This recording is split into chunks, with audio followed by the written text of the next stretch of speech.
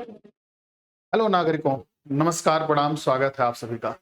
आपसे हमने कहा हेलो नागरिकों, इसका मतलब क्या है बेटा? आज हमारा जो टॉपिक है वो है नागरिकता, वो है सिटीजनशिप। ठीक है बच्चों, तो कुल मिलाकर आज हम लोग यह जानने वाले हैं कि नागरिकता की प्राप्ति कैसे होती है, नागरिकता में सबसे बड़ा संशोधन कब हुआ और नागरिकता हमारी छिनती हुई है क्या, नागरिकता में कानून कौन बना सकता है, नागरिकता संबंधी कानून बनाने का अधिकार किसका है, नागरिकता पर नागरिकता की सूची का विषय है। ध्यान समझते हुए चलेंगे बेटा। आज के टॉपिक में एक ही वीडियो में सारी चीजें आपको समझा दे रहे हैं। बाकी आप पूरी क्लास के लिए आप हमारे साथ ऐप पर जुड़ सकते हैं, वहां पर आपको पढ़ाते हुए लिख लिख कर दिख जाएंगे हम आपको। तो यहाँ पर देखिए नागरिकता, नागरिकता कैसी है बेटा? नागरिकता एकल है, नागरिकता इकहरी है, यह संघ सूची का विषय है। नागरिकता संबंधी कानून बनाने का अधिकार संसद को है, संसद बना सकती है। नागरिकता प्राप्त करने के हमारे पास 5 आधार हैं बच्चों, ये 5 आधार यहाँ पर लिखा गया है। नागरिकता का सबसे बड़ा संशोधन 1955 में हुआ है।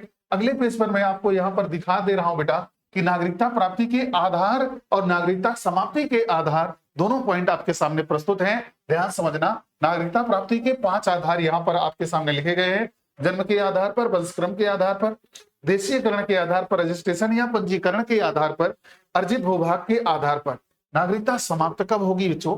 तो नागरिकता क्या है, जब स्वेच्छा से आप त्याग देंगे तब नागरिकता समाप्त हो सकती है, अन्य किसी देश की नागरिकता ग्रहण कर लेंगे तब भी हो सकती है।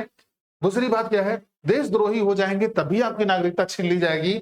लगातार 7 वर्ष तक भारत सरकार से बिना सूचना दिए बाहर रहेंगे तो भी नागरिकता स्वतः समाप्त हो जाएगी। प्यारे बच्चों, इन सभी बिंदुओं को आपके सामने मैंने दिखाया।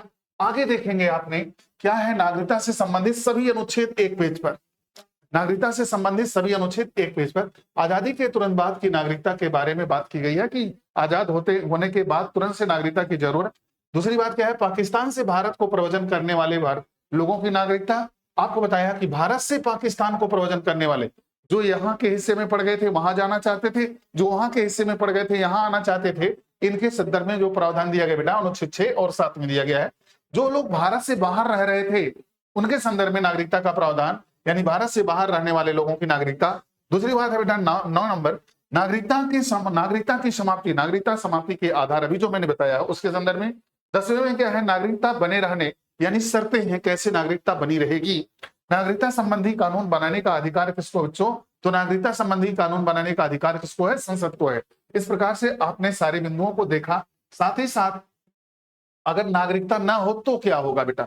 नागरिकता होने से, व्यक्ति के पास नागरिकता होने से वह देश के अधिकारों और कर्तव्यों का पालन कर पाएगा, अधिकारों को प्राप्त कर पाएगा और कर्तव्यों को पालन कर पाएगा।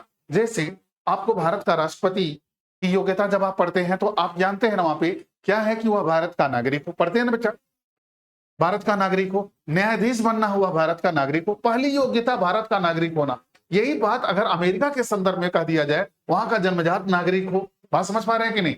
सेम बातें। तो नागरिकता होने का क्या आधार है?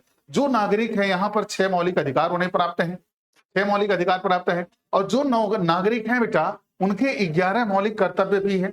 आप जानते हैं कि मौलिक कर्तव्यों को स्वर्ण सिंह समिति की सिफारिश पर जोड़ा गया था नागरिकों के लिए। पहले 10 हुआ करते थे, अब संख्या में 11 हो गए हैं। बात समझ पाए बेटा?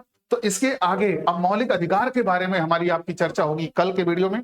आपसे हमें चाहिए इजाजत। जय हिंद।